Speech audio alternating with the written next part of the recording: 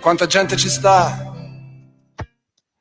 Buongiorno a tutti e bentornati a Liberamente, variazioni e scorribande qui su Radio Libertà.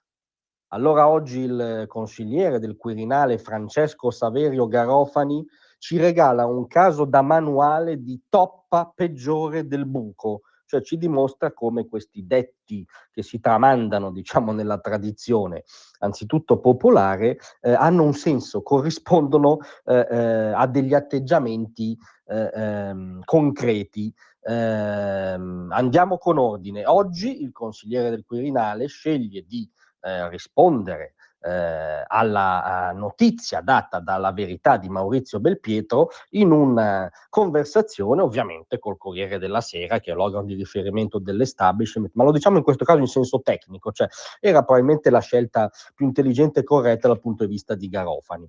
Ricordiamo che ieri Belpietro ha raccontato, attribuendolo a fonte autorevole, Belpietro non è comunque l'ultimo praticante del giornalismo di periferia, ha raccontato che in una riunione tra i collaboratori di Mattarella si sarebbe espressa preoccupazione per diciamo la tenuta oggettiva del centrodestra per il fatto che arriverà alle prossime elezioni con tutta probabilità forte come è forte ora, col fatto che servirebbero nuove iniziative politiche, si sarebbe vagheggiato una sorta di Ulivo 5.0 che corrisponde a un listone civico nazionale, ovviamente aleggia il nome dell'ex capo dell'Agenzia delle Entrate Ruffini, un nome che sicuramente scalda il cuore del popolo, si annuncerebbero transenni ai seggi nel caso si candidasse Ruffini, e poi nello scenario raccontato da Belpietro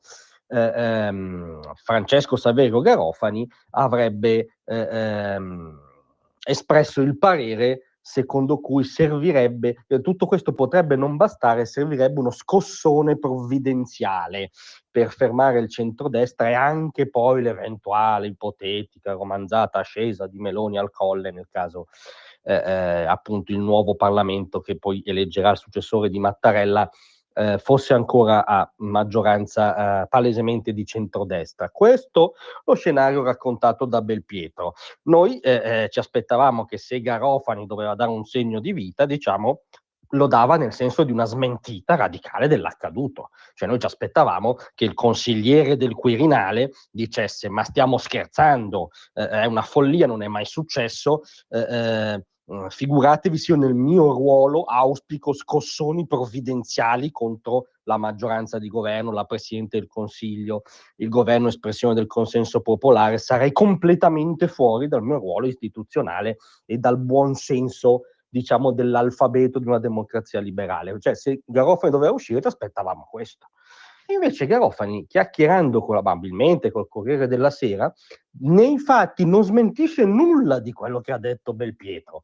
Ovviamente il Corriere inizia facendo il ritratto di un uomo taciturno, schivo, riservato, rigoroso, moderato, prudente, a tratti persino ermetico. Pensate se non lo era, viene da dire a questo punto, visto che stante la sua non smentita siamo fermi alla ricostruzione di Belpietro.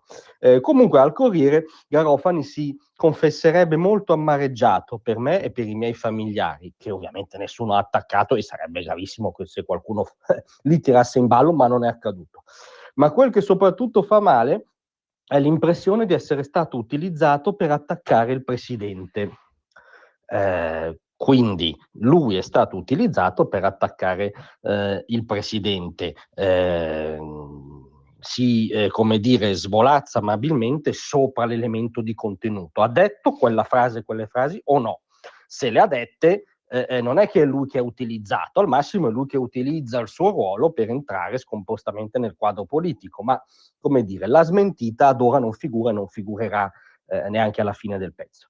Tant'è che racconta, fin il Corriere fa notare che anche a sinistra c'è chi pensa che avrebbe potuto essere più cauto, evitando di ricamare in un luogo pubblico sulle strategie per abbattere Meloni, questa è l'osservazione della giornalista Guerzoni, e lui risponde, da come lo si legge serafico, era una chiacchierata in libertà tra amici. Era una chiacchierata, cioè non solo dice, ma non ho mai detto una cosa del genere, non la metterei sul tavolo nel mio ruolo. Lui dice, implicitamente dicendo una chiacchierata tra amici, conferma di averla detta. Cioè, un consigliere del Quirinale fa chiacchierate tra amici, tra l'altro la ricostruzione in luoghi pubblici, cioè non nel tinello di casa sua, dove tra le altre cose evoca scossoni contro il governo di centrodestra. Se questo è, e ora stiamo alle sue parole, neanche a quelle di Belpietro, cioè una chiacchierata in libertà tra amici. Le nostre inquietudini, se ieri da 0 a 10 erano 10, oggi sono 12. E poi ha un bel dire sempre Garofani al Corriere, che è convinto di non aver mai fatto dichiarazioni fuori posto, di non avere, come dire, dato adito a nessun complotto. No, il problema non è il complotto, il problema è l'alfabeto istituzionale, la cosa su cui danno lezioni ogni giorno Anime Belle, gli editorialisti dei giornaloni, i custodi dei sacri riti della Repubblica, tranne quando un protagonista dei sacri riti, come un consigliere del Quirinale, vogliamo essere generosi stamattina, fa una sgrammaticatura e allora lì si fa il ritratto dell'uomo moderato, schivo, taciturno e passa in cavalleria.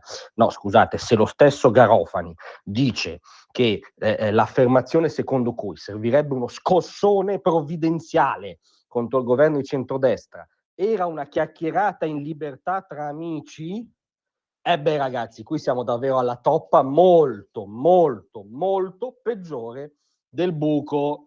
Grazie a tutti, vi aspetto stasera alle 18.